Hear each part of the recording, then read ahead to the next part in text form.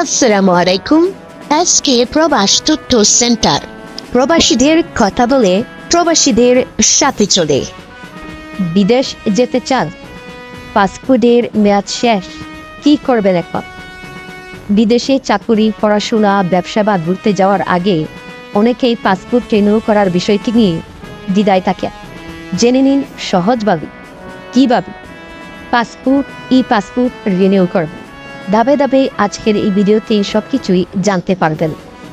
কখন রিনিউ করবেন? পাসপোর্টের মেয়াদ শেষ হওয়ার 6 মাস আগেই আবেদন করা বুদ্ধিমানের কাজ।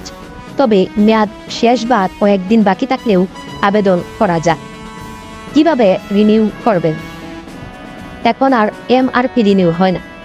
পাসপোর্টের জন্য নতুন আবেদন করতে হবে। নিজেই অনলাইনে ফর্ম পূরণ করতে পারবেন। জাতীয় পরিচয়পত্রের তথ্য পাসপোর্টের সঙ্গে মিলিয়ে দেখুন। কারো হিসেবে সিলেক্ট করুন মেয়াদ ফুরিয়ে গেছে। পুরনো পাসপোর্টের ইস্যু ও এক্সপায়ারি তারিখ দিয়ে আবেদন শেষ করুন।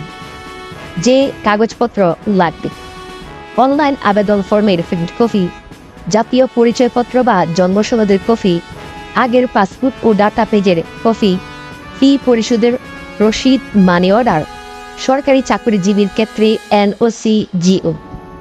রিনিউ ফি কত? মেয়াদ পৃষ্ঠা ফি টাকার সম্পর্কে আপনাদেরকে জানিয়ে দিচ্ছি। 5 বছর 48 পৃষ্ঠা 4025 টাকা।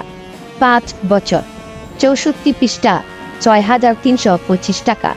10 বছর 48,048 পৃষ্ঠা 5750 টাকা। 10 বছর 64 পৃষ্ঠা 8050 টাকা। অনলাইন ফর্ম সাবমিট করার পর A4 পেপারে উভয় পৃষ্ঠায় প্রিন্ট করুন। পাসপোর্ট অফিসে মূল পাসপোর্ট বা জিডি কপি দেখাতে হবে। ভবিষ্যতে জটিলতা এড়াতে সময় থাকতে পাসপোর্ট রিনিউ করে নিন।